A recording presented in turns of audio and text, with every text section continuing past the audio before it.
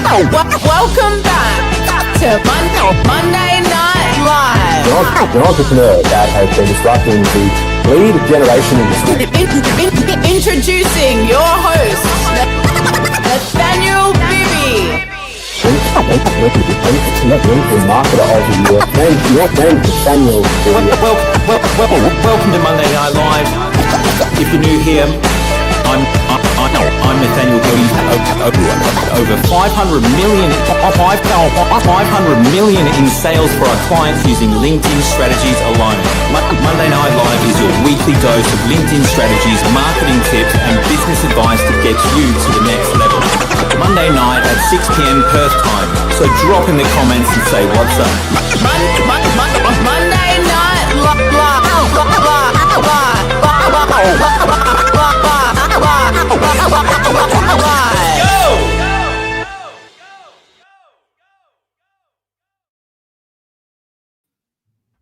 Ladies and gentlemen, welcome to Monday Night Live. Looking forward to tonight, this afternoon, I should say, 4 p.m. Perth time. How to grow your followers fast with $0 advertising. One of the things I get asked about the most, how do I get more followers? Right, who have we got here? Drop in the comments, say what's up. I'm really excited about tonight's content. You know, some of these events are very specific. Like lately, I've been doing a lot about real estate and law and then financial services, industry specific. Tonight is relevant to anybody who's on LinkedIn. So make sure you say hello, drop in the comments. I'm starting to see them come through here. Hi, Christina. Good morning where you are. Somewhere in Europe, perhaps. If you walk into a party and you've got half decent communications skills, when you talk, what do people do? They generally listen. It's how human connection works. And it's what you've been doing since you were a toddler, like stringing words together. I've got a daughter who's 3. She's speaking more than ever, but you get better. You learn new words. You get more articulate. You get stories. You get rhythm. You get confidence. And you learn how to hold space, how to hold attention. Those are skills, right? But you don't think anything of it when you walk into a party and start a conversation with somebody. And then, you know, you jump on LinkedIn and you share something and nothing. It hits the big void. We all know the void because we all started out there. We can't remember the ones about us just speaking normally in person, but we can remember the one on LinkedIn, right? Crickets. And you blame the algorithm. Oh, LinkedIn doesn't work. It's full of salespeople. It was the wrong time. It's not, effective anymore. LinkedIn sucks. It's not LinkedIn, it's you. Well, it's your skills, I should say. And the good news is you can fix it. They're learnable, right? You can learn these skills. Speaking of blame moving fast, did you guys see the news this week? Qantas has been slapped with a $90 million fine. Yeah, it's like 90 million for legally sacking, 2,000 ground staff during the COVID chaos. And that brings total payouts to about 200 million. So look, if even big airlines are getting called out for their sloppy mistakes, what excuse do you have for messy LinkedIn mistakes? Clean up your act, guys. Pay attention. We've got a few comments coming in here. Let's see who we've got. Hazel, welcome. Good to see you here again. Good to see my regulars here. I can see and hear. Okay, beautiful. You never know. Hey, Terry, how are you? Welcome. Thanks for being here. Jacqueline Steele, welcome. Good to see you here too. We've got Kansas. Yeah, let me know where you're tuning in from, where in the world. Hey, it's Anita. How you doing? We've got a global audience here at Monday Night Live. And if you are new here, my name is Nathaniel Bibby. I'm a founder of a company called Bibby Media Group. We generated over $650 million now in social selling revenue. So real results, not theory. But like most of the LinkedIn coaches, there's lots of them out there now. They're feeding you information on LinkedIn and they're coaches, right? They're not running thousands of campaigns across 100+ industries. I'm not that I'm running all those at once, but I have run thousands of campaigns. And quite frankly, they don't know what's working, right? They would have, if they're a coach, they've learned what's working on Google by watching YouTube videos or attending trainings like the ones that I deliver. But there's one thing that I know is a lot has happened since they watched their last YouTube video or did their last training course. Something they haven't accounted for is time. Time has passed. And if you are running campaigns all the time, you know what's working today. And today, things are moving faster than ever. It's very important that you understand this, because if you did my training a year ago, 40% of what you're doing is wrong. Or it's not wrong, but it's just not as effective anymore. You're not cutting edge. And that's a fact. So this is how I can guarantee that we'll trump anyone in our industry when it comes to results. Like if we take on a client for LinkedIn results, I say, we'll smash your current results, guarantee it. Because we've got our finger on the pulse. So anyway, so today, what we're going to be talking about is what is actually working right now today, how the LinkedIn algorithm is working today, okay? And it's not personal, it's not romantic, and it's not what I was saying 4 or 5 months ago. And we're going to talk about the psychology of shareable posts, right? So the psychology behind it. Like, it amazes me that no one looks at the brain science of social media.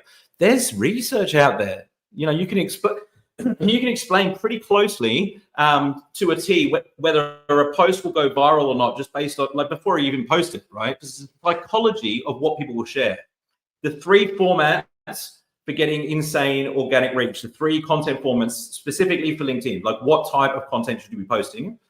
And in the end, I'm going to give you a bonus, which is my system for getting 10 million views. I mean, you know, I get 10 million views a year with $0 in ad spend. And there's something that I do, which most people aren't aware of, which I'm going to share with you at the end. So stick around for that.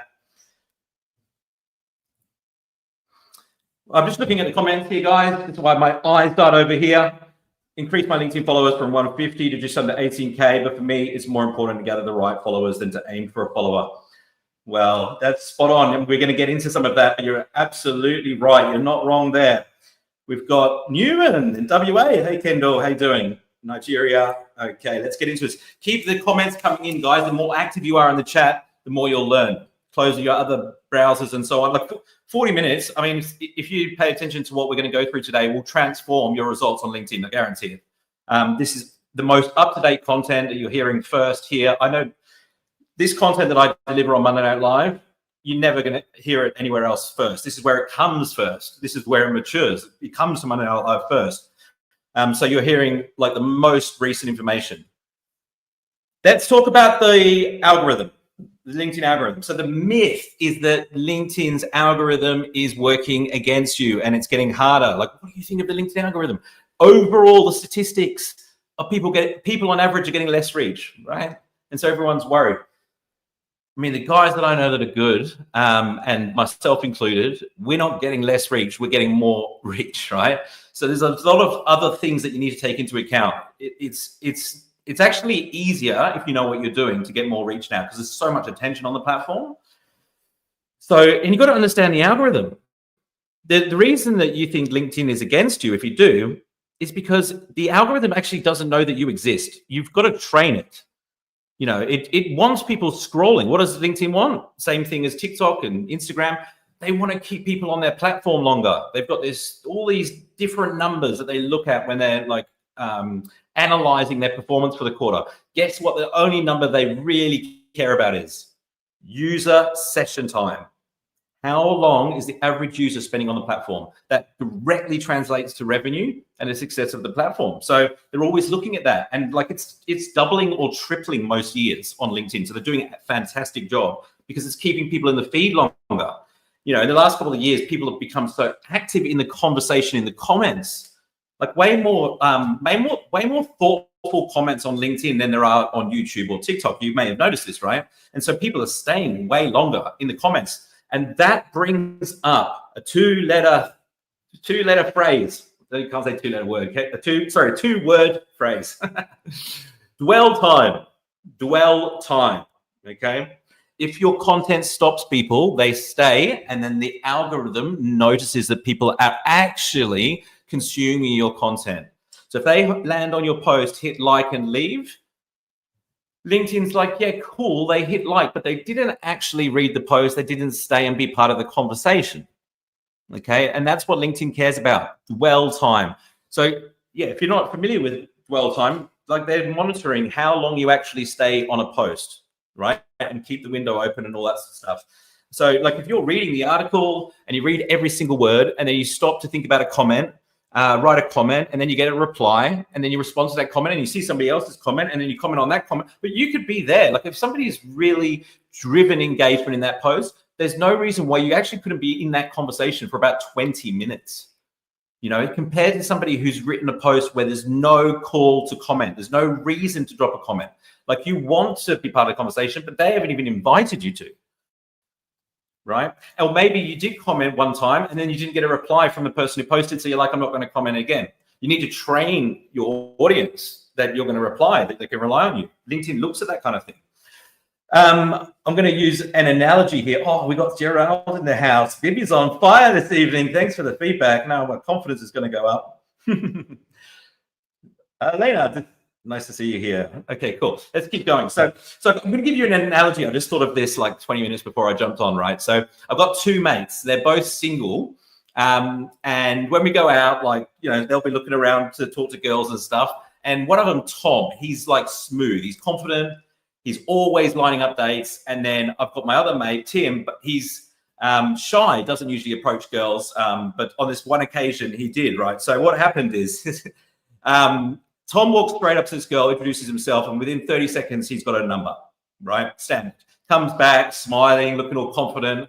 And then about 20 minutes later, my other mate goes over and he doesn't ask for their number, the girl's number. He starts chatting to her. Eventually, he buys her a drink. Anyway, he spends about an hour talking to her, comes back to us, and we asked him, oh, did you get her number? No, I didn't get her number, right? So who do you think got the date? You know, the one with the phone number? No. As the girl's about to leave, she walks straight past Tom and says, I should grab your number.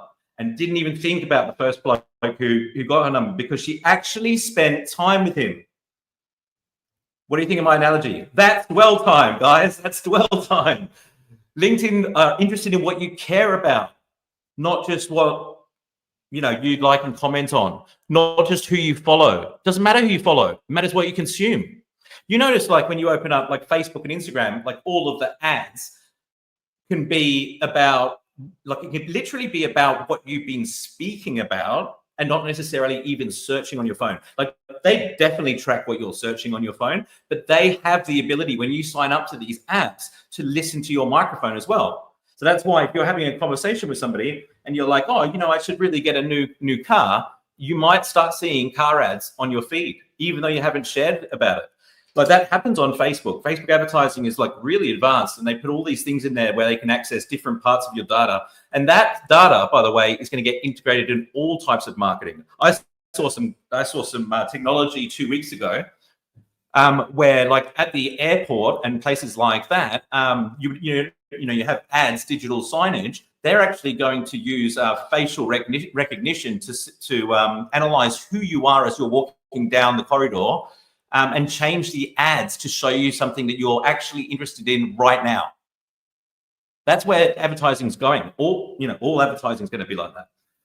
And it will be no different on LinkedIn, right? So it's an interest economy. You know, the days where you can, like, you've only got 3 channels on TV to choose between, and you're just going to get ads thrown in front of you, and advertisers can interrupt you. And if they do it enough times, they will get familiar enough for you to buy from them. Those days are long gone. You can't do that anymore. Why? Because people's attention, like, the consumer's in control. Where do they want to spend attention? If you're not posting organic content, especially on this business platform, then you are going to be miles behind, because you're never going to be able to compete with people who actually know what their audience is interested in. The key to social media, the key to marketing in general, is knowing what your audience is interested in. So by posting organic content and then boosting that organic content, because you know what works, with some budget behind it, or doing keynotes, or having some sort of webinar or whatever.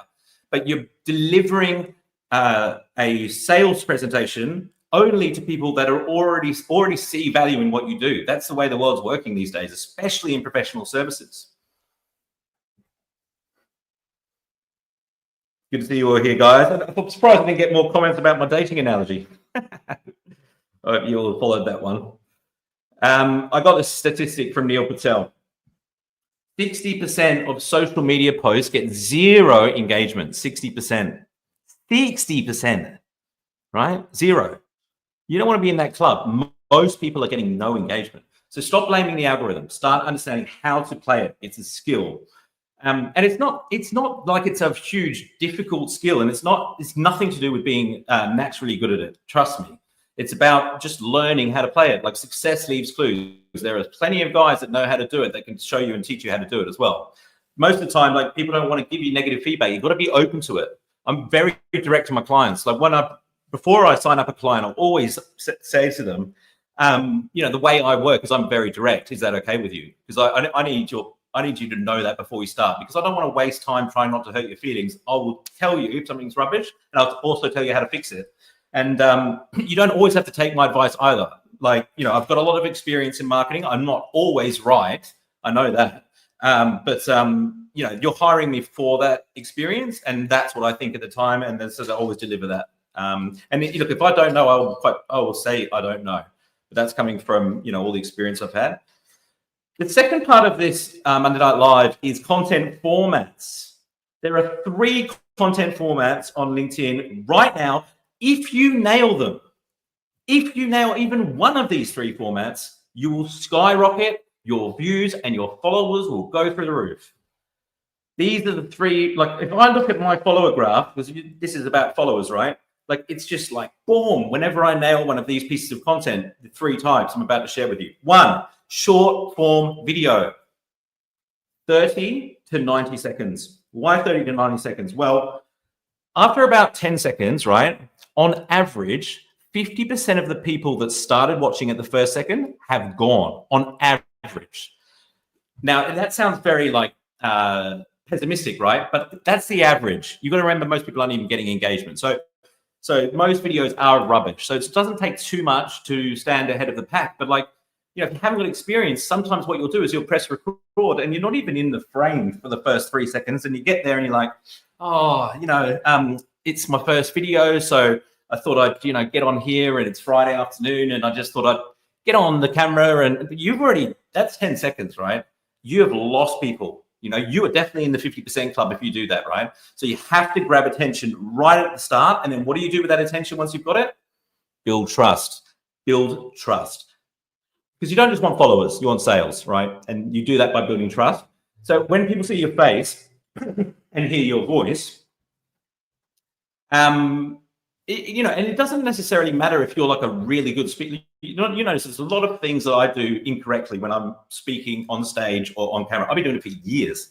I've had 5 or 6 different public speaking coaches, and one of them fired me because I wasn't paying attention to what he was telling me to do. Like everyone's got their own style, but I've always shown up. Always. By the way, I've always had a bigger audience than every speaking coach I've had. Even the guys that are really good and train some of the best in the world don't have a bigger audience, right? Because they're doing everything by the book. You've actually got to show up as yourself and be more authentic. And I'm just going to go into that a bit more detail soon, but it's not about being perfect is what I'm trying to get at, right? On LinkedIn, not many people are doing video because it's a professional site. So it's bad enough on Instagram. People don't want to post videos because why? They're worried about what Jack and Jill down the road think. They're worried about what their relatives think. They're worried about what people think.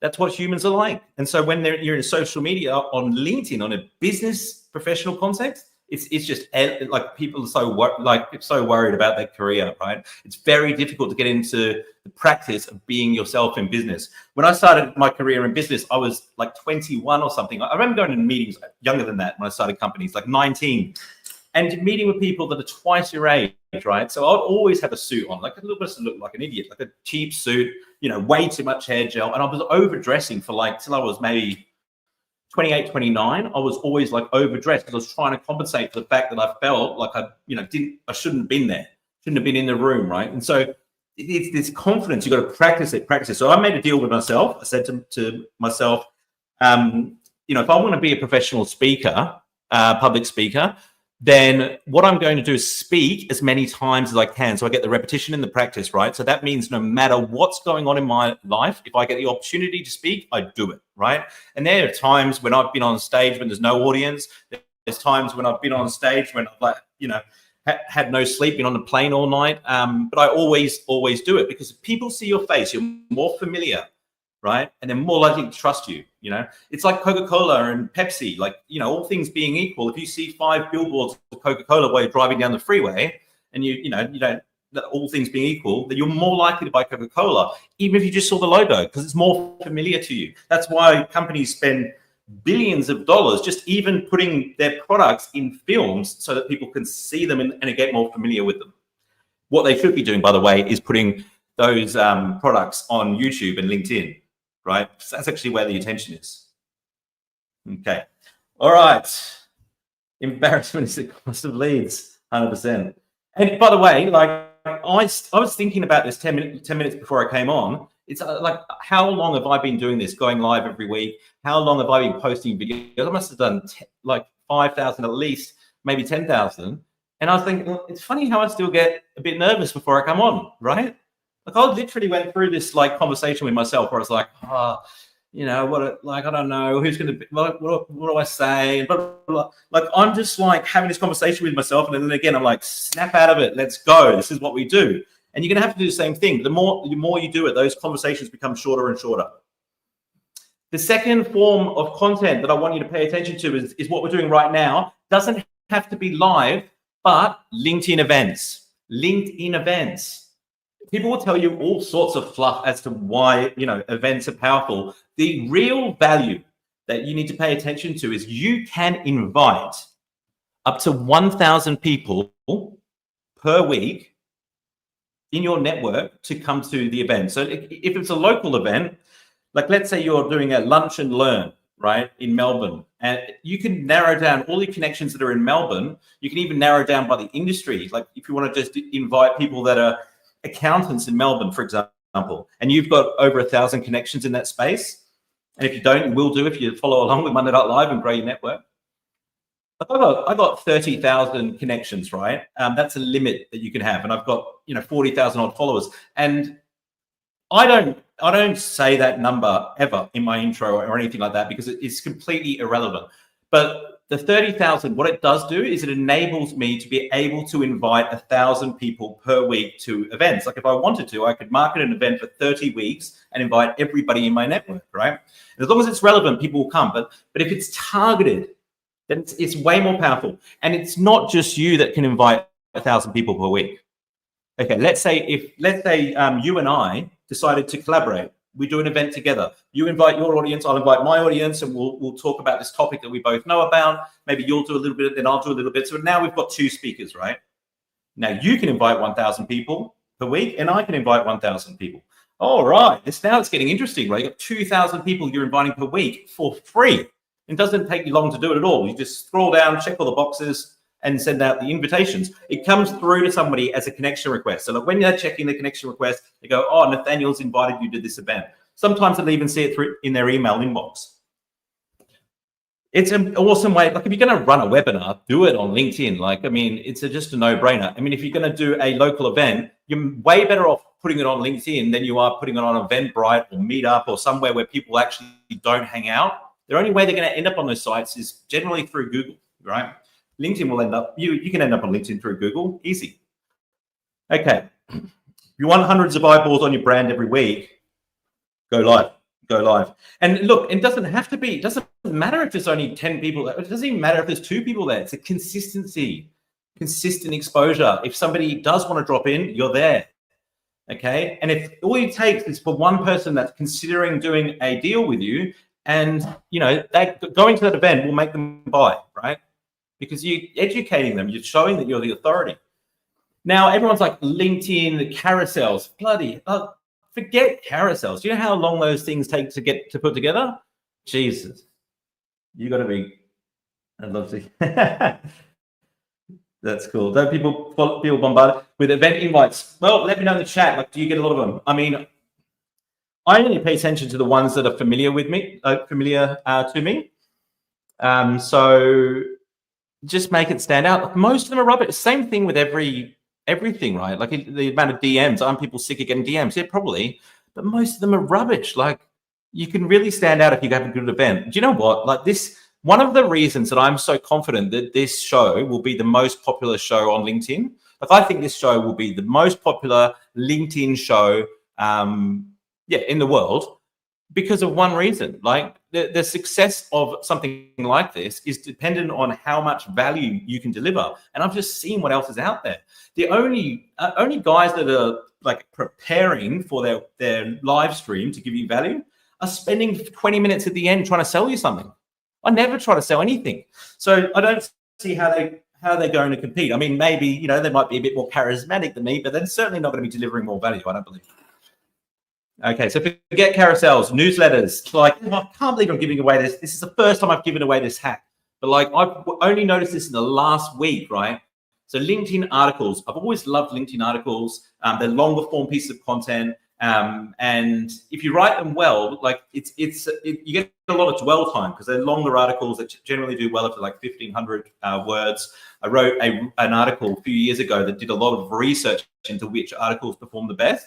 It's called Why Nobody Likes Your LinkedIn Post, I believe. And I did a PDF that goes along with it about the ultimate guide to writing LinkedIn articles. So if you want that, just write articles into the chat and I'll make sure you get it.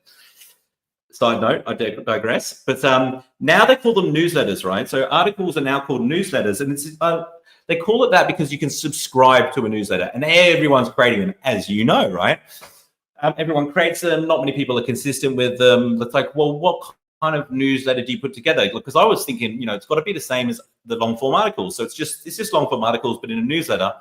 Not exactly, right? They don't have to be long. And what I've noticed is about 2 months ago, I was looking at the analytics of one of my articles because it's like, I get a lot of DMs from these articles. Like sometimes it's not as many views as some of the shorter videos, but I get a lot of private messages, loads of private messages. I read your article. I'm like, where are these people coming from? Because the views and the number of DMs, they don't correlate. Anyway, so when I look in the analytics, I see an open rate. There's an open rate there, and it's like 28%. I'm like, what do you mean an open rate? Anyway, it turns out that if somebody subscribes to your newsletter, LinkedIn actually email them with your article.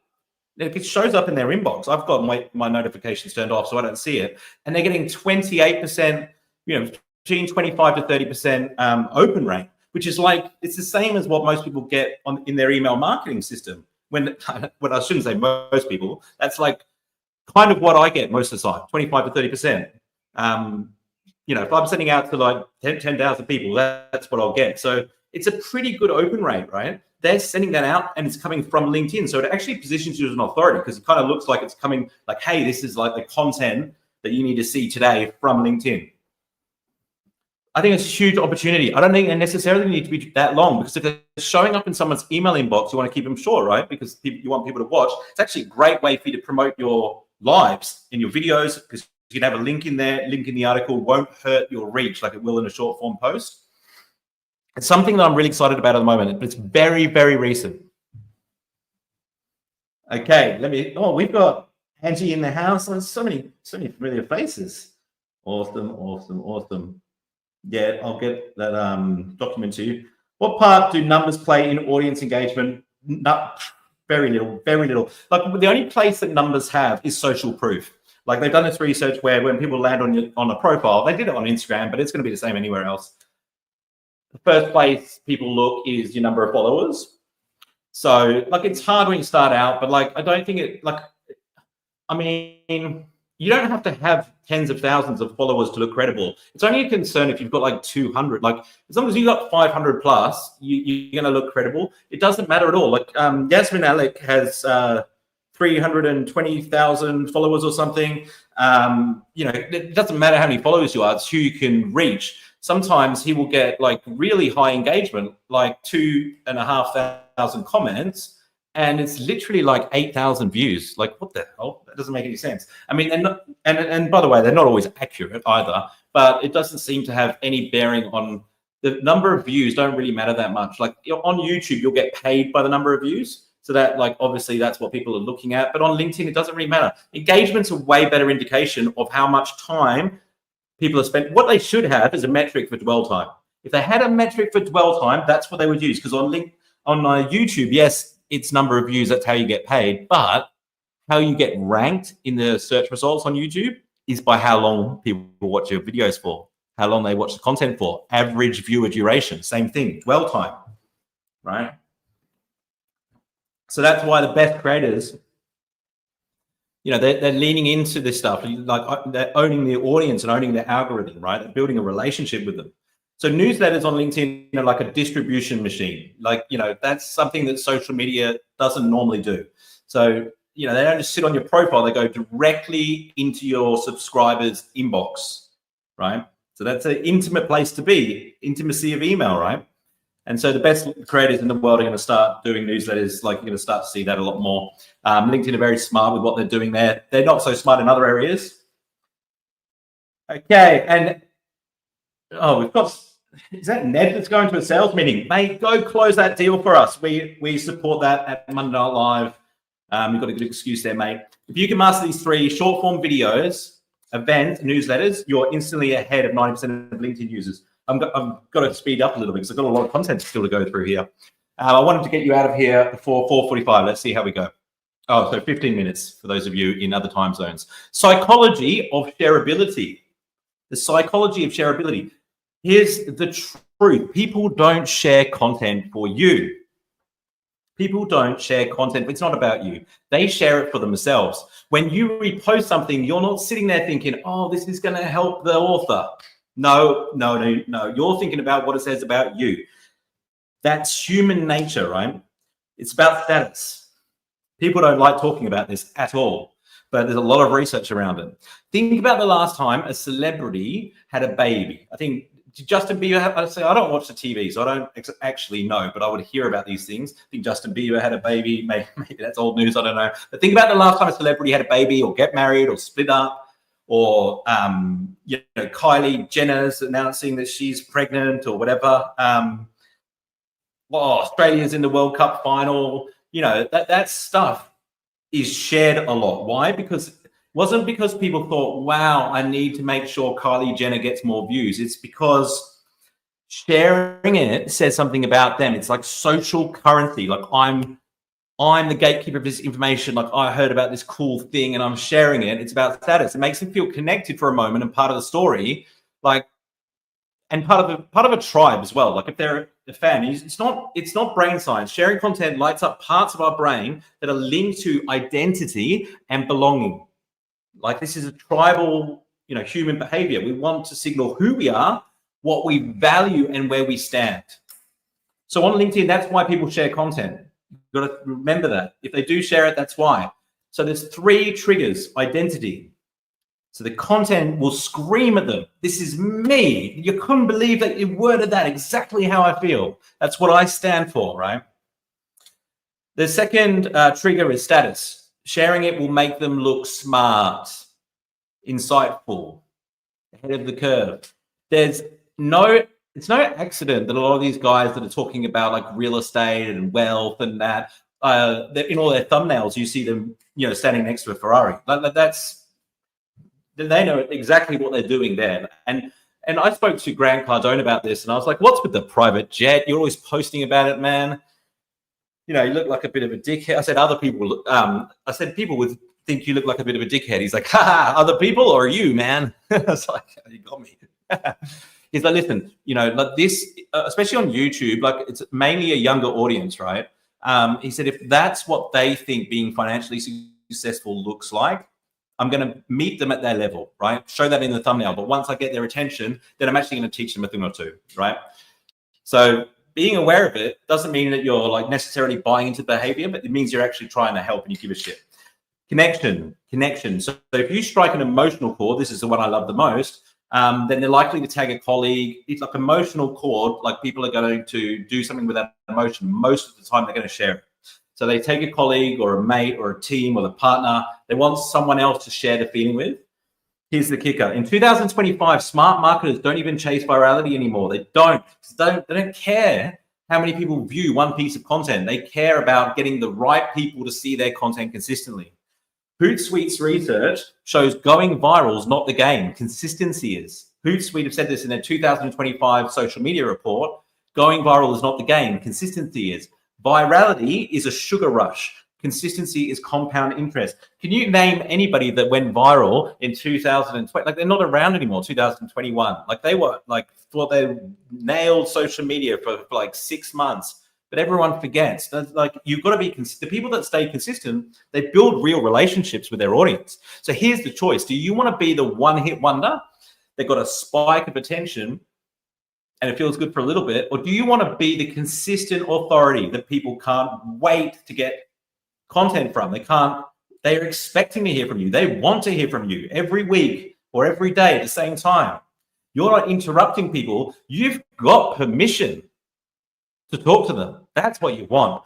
All right, some bonus content, right? So I'm going to talk to you about how I built a system that brought in 10 million views last year. It was more than 10 million, but it's interesting. Like a lot of that was about 3 or 4 million was just a few viral posts. That's the way it always works, right? Doesn't matter if it's 10 million or 1 million or 100,000, right? The point is, I've got a system and I stay consistent, and I spend $0 on ads. And I don't think that's necessarily a good thing. Like, it'd be good to be able to amplify the best pieces of content. But I've not done that because I've got a capacity. I'm not going to go into all that. It's probably not that interesting to you, but I run a business where it all revolves around me. I've got support workers, people that deliver a lot of the campaigns that I put the strategy together for, but I don't let anyone else speak to clients. I speak to them directly. That's how I run my business. And we've got a capacity, so I don't run ads at all. If I did, I'd be sponsoring the posts that perform the best. Okay. So how did I pull 10 million views? Was that because I've got the best hooks? No. Was it because I found an awesome video editing team that didn't cost a fortune? Who, by the way, if you want an editing team, let me know. I'll introduce you to these guys. They're awesome. Just DM me. No, but that's not the reason. Was it getting the biggest influencer on my show, Yasmin Alec? Well, that was this year. So the answer is no. Was it because I'm so charismatic? My mum might think so, but no. The reason most of you don't fucking show up as who you really are is because you're worried about what other people think. But listen to me. You cannot fit in and stand out at the same time. You cannot fit in and stand out at the same time. Be different. And when I say be different, don't put it on. Be yourself. Don't be afraid to be you. That's what makes you awesome. You're awesome, my friends. Lean into being you. Think about it. What are Eminem and Michael Jordan and Jim Carrey, Elon Musk? What do they all have in common? They're all uniquely themselves. They're not afraid to show it. So stop trying to dress like them or talk like them or write posts like them. Stop trying to be like them. Stop trying to copy them. Stop trying to talk how they talk. Stop trying to write like Yasmin Alec. What makes you unique? That's the question, because you're already awesome. The best version of you is the real version of you. So stop hiding it. Start showing it. This is really, you can see I'm getting worked up, but like, that's how you build a personal brand. That's how you build an audience. That's how you win. I'm getting fired up, guys. Your mission for this week, pick one of those 3 formats, right? And drop a post before next Monday. Make sure you tag me so I can cheer you on, right? I'm going to check it out. Okay. And, we're going to be back here every week for the rest of the year. And I'll tell you one thing, if you make a commitment to be at Monday Night Live every week, it's like 40 minutes out of your week. By the end of the year, you'll have a completely different business. You won't be able to recognize it because so few people take the time to understand LinkedIn effectively. And the ones that do are absolutely crushing it because it's so targeted. You can go straight for your target audience and build a great relationship with them without being salesy. So look, if you want to take any of this further, grab a copy of my new course, LinkedIn Video Secrets. It's over on bibimediagroup.com. You'll be able to find it under programs, LinkedIn Video Secrets. Put a lot of hours into that. It's a fantastic course that's going to be relevant for about 6 months, but it's just been released, so go check that out. It's packed with frameworks that I don't have time to cover in Monday Night Live. So go to bibimediagroup.com or DM me. If you want to hire me as a one-on-one coach, go to nathanielbibby.com. Some details on that over there.